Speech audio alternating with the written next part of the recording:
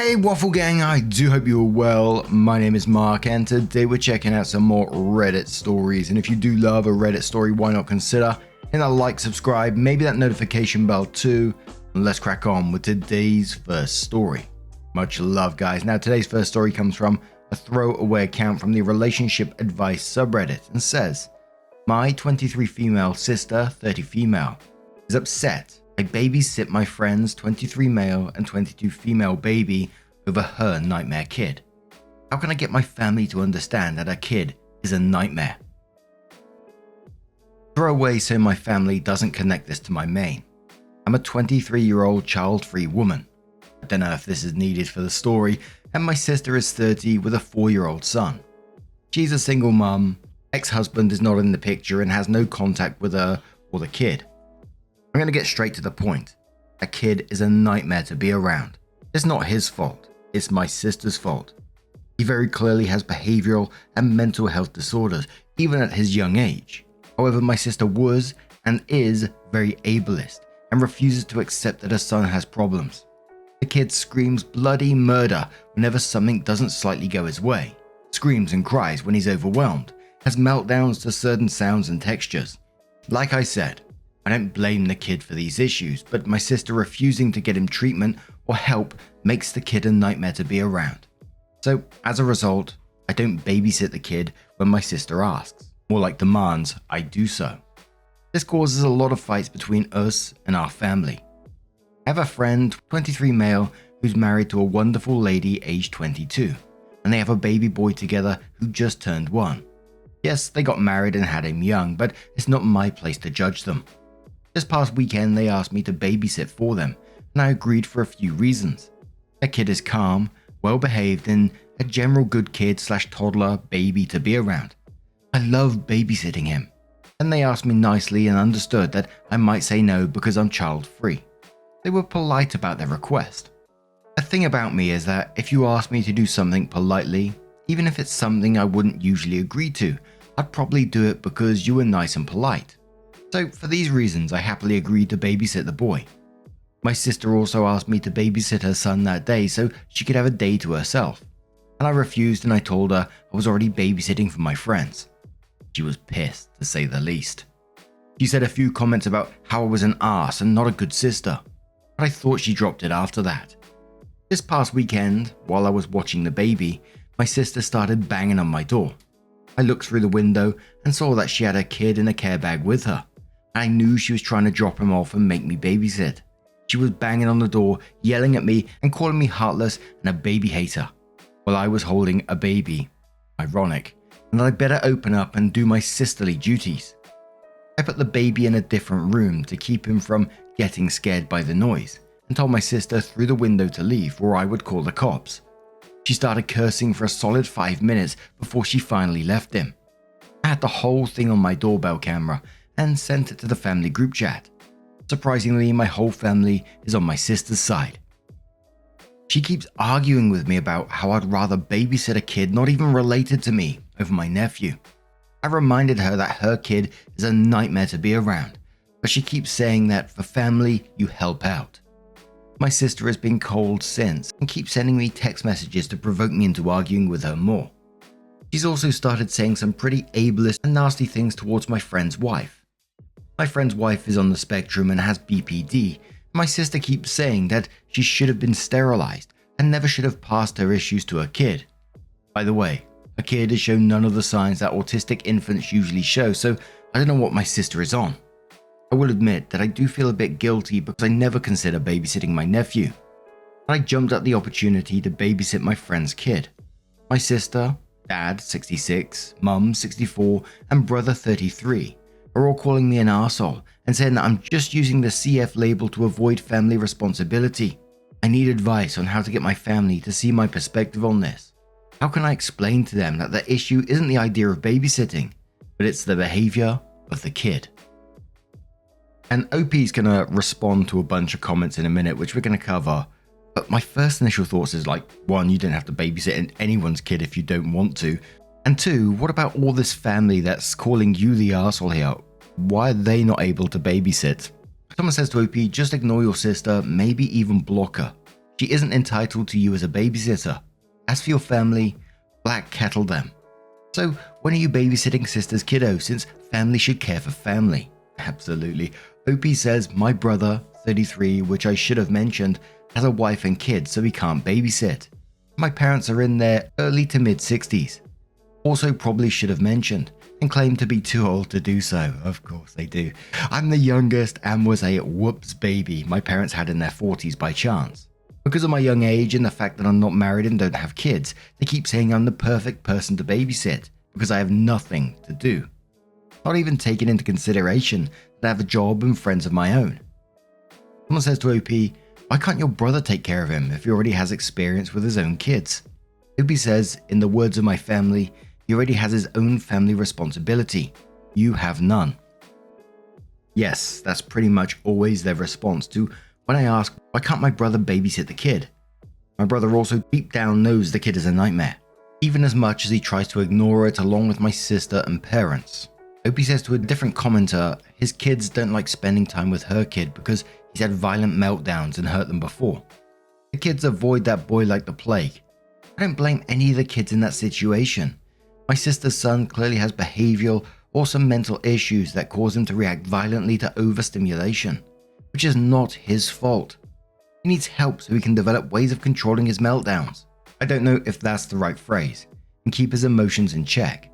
My brother's kids, while mature for their age, are kids and don't fully understand why he acts the way he does, and therefore harbor resentment and dislike towards him. I feel bad for all the kids involved. Nobody is winning. Someone says to mute the group chat and contact experts for advice for your nephew. OP responds saying, I've muted the group chat and I know this is a me issue, but I can't help but check on it every few hours and feel bad about causing a fight. I'm soft, I know. As for my nephew, I don't mean to sound rude, but what good would that do? Yes, I can have an expert weigh in on their opinion, but at the end of the day, my sister won't get him help, so what would be the point? Once again, I don't mean to be rude. The commenter says to OP if she plans to send her child to public school, and neglect will become extremely obvious when he's unable to manage himself, and she tells mandated reporters she refuses to get him the help he needs. OP says this issue already came up. He's close to turning 5, and last school year he was supposed to be in preschool. He was enrolled, and of course the workers and teachers noticed his issues right away and tried to convince my sister to sign him up for the SPED program, SPED, in the preschool and for behavioral therapy. She outright refused, went off on them, and pulled her kid from the program. He's going to start kindergarten in the fall, and my sister said if they insult her son, she'll pull him out and homeschool him. I feel bad for my nephew, because it's not his fault he was born with these issues that cause him to act out when he gets overwhelmed. I sincerely hope that my sister wakes up and gets him help, and that once he grows up, he'll get help himself. Someone says to OP, you need to be honest with your family on what a nightmare the child is. Ask them to babysit. If they disagree, then block the idiots. OP says they know the child is a nightmare. They keep trying to pretend he's not and ignore the issue, but they know. They don't want to piss my sister off by mentioning it, as she goes nuclear with insults and fights whenever someone brings it up. I love my family, I love my nephew, and I love my sister, but it is so wrong to just ignore the issues he has. He needs help. There is something wrong in his head. I'm not saying that to be mean or cruel or ableist in any form, but it's the truth. OP responds to a comment after that and says, I really hope I wasn't offensive with my wording. It feels wrong to say this kid has things wrong with him in the head or he's messed up in the head. I genuinely don't know how else to describe it. I really don't phrase it that way to be mean or ableist or any kind of ist or phobic. But that's the only way I can think of to describe it without a diagnosis. I don't know how much help CPS would be. We live in a small town in the south, and I don't even know if CPS has an office in our town or district. The nearest town over is a rundown city with a high crime rate, child abandonment rate, and drug use rate, so I can imagine that CPS offices there are probably overwhelmed. Sounds like she has mental health issues too. OP was quoting someone there and says, I don't want to speculate, but I don't think she does. I think she's just ableist towards mental health disorders specifically. I'm not saying that mentally ill people can't also be prejudiced towards others with disorders and mental illnesses, but she doesn't show any of the signs of having any mental illnesses, so I don't think she has any. I could always be wrong. as I'm not a therapist or doctor, but this is just my perspective from growing up with her. Someone says, maybe when he's too much for everyone else in your family and she really has no help at all, she will take steps to get her son the guidance he needs. Opie says, my parents used to try and tell her this when he was a smaller toddler and showing these behaviors. They were more tame then and have escalated as he's got older. She blew up and said that if they kept insulting her kid, she wouldn't let them see him again. Obviously, I can't imagine the position that put my parents in. They love their children and grandchildren, so I imagine a threat like that would make them cave. The sister's point of view. Opie says the problem is, my sister doesn't want him to be diagnosed with anything. She has this belief that kids are overdiagnosed as a way for pharmaceutical companies and hospitals to get more money out of parents and insurance companies. And I agree to an extent that we do have an issue of over-medicalization in our country, and that we tend to slap pills and medication over the problem rather than find a way to actually resolve it. However, that doesn't mean I think that medication isn't the solution in some cases. I don't know what would help my nephew, but I'm pretty sure that doing nothing is worse for him. On Opie's families and their views, Opie says, my parents and brother don't share the same beliefs about mental illness that she does, and I was in no way raised in any way that could even remotely cause that belief. I'm still shocked, angry, and horrified she said that about my friend's wife. I almost feel like I need to address it in itself. She literally said my friend should be sterilized and prevented from having kids because she has a mental illness. I can't even wrap my head around how cruel someone can be to say that to a woman who's always wanted to be a mum and is a great mum should be sterilized simply because she has a mental illness. Opie adds 3 last more clarifications before the update and says, my sister makes enough money to live comfortably with her and her son. Hiring a sitter would put a bit of a strain on that. They're in a financial bracket where they are comfortable, but they can't afford expensive things or afford to pay for extra things. I guess you could say they are lower middle class. 2. According to them, they are parents being too old. My mum retired early from a state job and has a part-time easy job. My dad is still working a different state job for a few more years. 3. My sister's ex isn't the dad. My sister has red-brown hair. Her husband had brown hair. He'd come out with very light blonde hair. My family didn't see this as odd because I have a very light, white-looking blonde hair and one of my nieces also has blonde hair. We just figured my niece carried the recessive gene. Husband wasn't suspicious of anything either until my sister broke down in a panic at the blonde hair and confessed that while there had been a short break after a fight, she had slept around a bit. Husband left because he didn't agree to opening the marriage during the break and didn't sign the birth certificate. Sister has no idea who the father is and has no way to get in contact with any of the guys she slept with. So then OP came in to update their post and said, so shit has hit the fan. My original post was about 3 days ago, and ever since that post, my sister's behavior escalated. I tried to talk to her about getting help for my nephew, and she kept screaming at me every time I brought it up. She said a lot of derogatory terms towards people with mental illnesses and mental disabilities, terms I won't repeat here. That wasn't the only escalation. She was at my door several times a day starting 2 days ago, the day after I made my original post, banging on my door, screaming, crying, cursing, the works. She brought my nephew each time and he always looked so confused and defeated. He was too tired to react or melt down like he normally does around loud noises, and it broke my heart to see that on my doorbell camera. I wasn't at my house. I was crashing with a friend and his wife. I took the advice of a commenter who said to put some physical distance between me and my sister.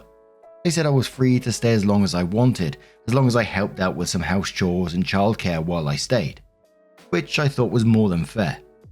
So I'm staying in their guest room currently. I'm still with them even though my sister isn't much of a problem. Many will be glad to know that my sister won't have parental rights over my nephew soon. She dropped him off at a safe haven site in the middle of the night. Totally a fun phone call to wake up at 2 a.m. in the morning.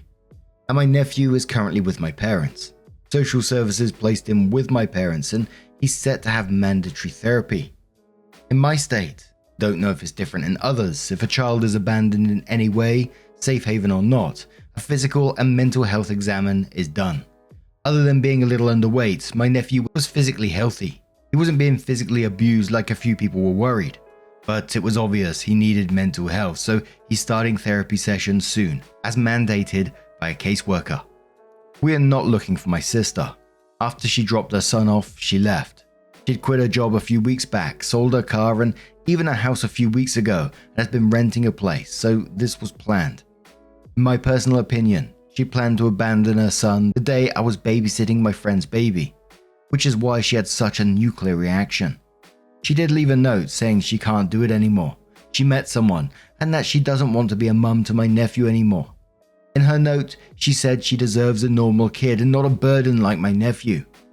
I seriously hope that my sister doesn't have any more kids with this mystery person she's referencing, but it seems like she's running off to start a new life and family. She still has 30 days to reclaim rights over my nephew, but it doesn't look like she'll do that. Time will tell. Like I said, I'm still with my friends because I was worried my sister would do something. My parents and brother have also been blowing up my phone and coming to my house, switching between apologies and blaming me for this. I think that maybe if I babysat that day, she wouldn't have done this. But I think she wanted me to babysit so she could do this. I'm not mad at them for blaming me. I understand that my sister is still their family and they're rightfully in shock and want someone to blame. They're human. And I know humans can be cruel sometimes while going through shock and grief. So yeah, that's life right now. I'm currently sitting on the couch with my friend's baby while my friend is at work and his wife does a quick grocery run. He was going to take the baby, but I insisted on watching him so she didn't have to hassle with a car seat in the very stormy weather we have in our area right now. This update is all over the place. I feel like I'm rambling. There's still a lot of unknown stuff regarding my sister and nephew. But for now, this is the update. I don't know if I'll post more regarding this situation. My friend's wife is telling me I should relax and just not think about anything relating to this until I'm more level-headed, but I don't think that's possible. And we have a further update to this in a second, but someone said to OP, your sister clearly has her own severe mental health issues she's refusing to acknowledge. As fucked up as it might have been, this is best for your nephew. Also, I didn't know you could just drop off a child of any age at a place like that. I thought any child over 2 couldn't be released like that. OP says I don't know my state laws, so I don't know, because I'm not directly involved in the case. I'm not getting updates. When I say we're not looking for her, I mean me and my family. Police could be looking for her, but I'm out of the loop on this whole case. So, sometime later, OP comes in with the latest update and says, am I wrong for forgiving but not forgetting my family for blaming me for what my sister did? My sister abandoned her 5-year-old son a little less than 2 weeks ago and fled. Police are looking for her, but she hasn't been found yet. My nephew is with my parents and is in therapy.